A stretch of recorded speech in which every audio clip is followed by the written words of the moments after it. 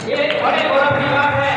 जम्मू कश्मीर से लेके कन्याकुमारी और आसाम से लेके गुजरात तक हिंदुस्तान के प्रदेश अध्यक्षों की कतार बनाने का काम ये सौभाग्य आपके इस अदले से बेटों को मिला है जो राजस्थान की धरती से जन्मा। किसी के अंदर जुनून होना चाहिए। बच्चों आपके लिए स्पेशली जो इस मिशन अगर हम पालेंगे प्रतिभा कभी भी किसी बढ़ने की मोहताज नहीं होती है। जिसने भी मिशन खाना है, जिसने भी दृढ़ इच्छा आप जिसने ठोस इरादा अपने मन में बनाया है, वो ऊंचाइयां, वो व्यक्ति, वो बच्चा, वो बालक, कोई प्रतिभा छूने में कभी भी अछूता नहीं रह सकता। क्योंकि ये सब जो है इस व्यवस्था के तहत ही काम होता है। लेकिन प्रतिभाओं का सम्मान करना भी बहुत जरूरी है, क्योंकि प्रतिभाएं अगर सम्मान नहीं होगा तो आगे कैसे बढ़ेगा।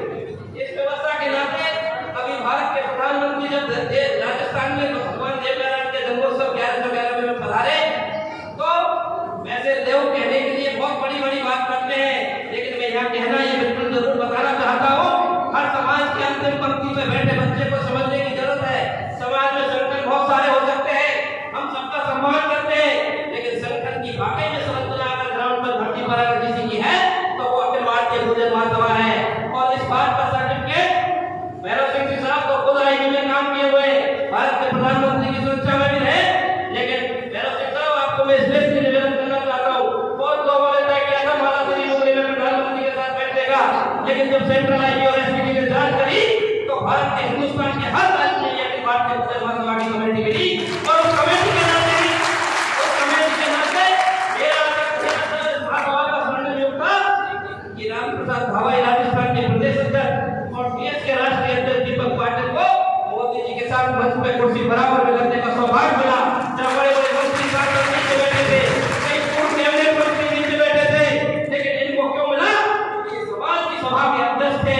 समाज की सभा इतनी बड़ी होती है, इसलिए मैं कहना चाहता हूँ समाज की जालम से बड़ा कोई नहीं हो सकता है। चाहे वो किसी भी पद पर पहुंच जाए, समाज की जालम उसको पद पर बैठाने के सुशोभित करने का काम करके समाज की कौम की जालम को जो व्यक्ति छोटा समझता है उसकी उल्टी गिनती होती है, उसी दिन से शुरू हो जाती है। और जो समाज की जालम को बड़ा समझ के काम करेगा वो दुनिया के ऊंचे से ऊंचे शिखर पर पहुंचेगा। ये मैं आपको बताना चाहता हूँ, क्लियर बात। इसलिए आपको प्रतिभाओं के साथ में हमारे समाज के सिस्टम की संरचना का भी जरूरी ध्यान रखना है, क्योंकि राजनीति भी एक चाबी है पूरे देश में। आज हमारे बच्चे जो प्रतिभा पढ़ के जा रहे हैं, कमी नहीं है, राजस्थान इतिहास बन गया है पूरे देश के अंदर। देश का गुजर समाज में देश के राज्यों में जाता हूँ तो कहते हैं कि राजस्थान के बच्चे भारी संख्या में प्रशासनिक सेवाओं में आने लगे हैं।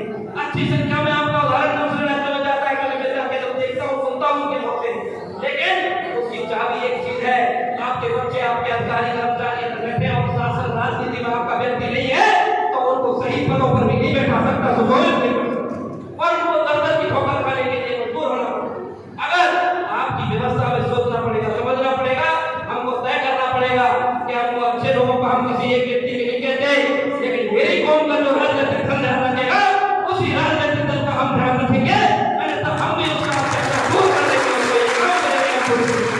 और हम यही नहीं, पूरे भारत में ये काम कर रहे हैं। और इस बात को भारत के एजेंसी, भारत की राजनीतिक दल भी जानते हैं कि वास्तव में राजनीतिक दल के लिए इस समाज की संस्था का पीड़ा उठाने का काम किया है। मुझे अपने से बच्चे को सौभाग्य मिला है पूरे देश में मेरे 13 राज्यों के प्रदेश अध्यक्ष उस कोरोना काल में बनाए, जिस कोरोना काल में लोग घर से निकलने में डरते थे कि अगर चले जाएंगे तो कोरोना हो जाएगा, मर जाएंगे।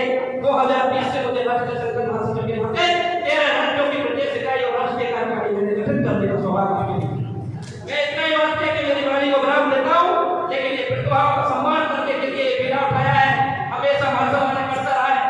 पिछली बार भी 31 जुलाई को राजस्थान चैंबर ऑफ कॉमर्स में जो 32 बेटे बेटियां आरएस बने थे उनको भी सम्मानित करने का काम इसी जयपुर की इकाई ने हमारे प्रदेश अध्यक्ष राम प्रसाद भावाई के नेतृत्व में जो सारे कलेक्टर बने उनमें से 4-5 लोग बने, उन सबको सम्मानित करने का काम Jaipur Rajasthan chamber of commerce में किया और प्रत्येक जिले में किया जा रहा है। अगला 15-16 जुलाई को अपना जयपुर ग्रामीण में दिल्ली रोड पे एक बड़ा कार्यक्रम महासभा करने जा रही है और उसके बाद बड़ा राष्ट्रीय अधिवेशन भी आपके राजस्थान की धरती पर होगा। आप ये समझ लीजिए, अगर हमारे संगठन की ताकत है तो समाज की ताकत है। एक व्यक्ति कभी भी अकेला कभी बाहर नहीं बोल सकता है।